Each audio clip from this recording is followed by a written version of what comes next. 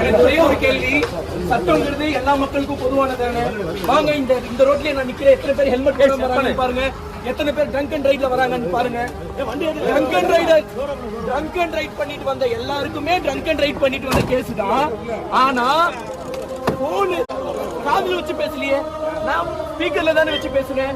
ஆனா எனக்கு யாரோட உயிருக்கு நான் பங்கு விளைவிச்சேன். போர்ச்சே கார் எடுத்துட்டு 2 பேர் எனக்கு, நான் நீதித்துறை தான் நம்பி இருக்கேன். இப்ப நீதிபதியை தான் பார்க்க போறேன். எனக்கான நீதி எனக்கு கிடைக்கணும். அப்ப எதுக்கு வளரணும்? ஒரு சின்ன 23 வயசு பையன் எந்த ஒரு காரணமும் இல்லாம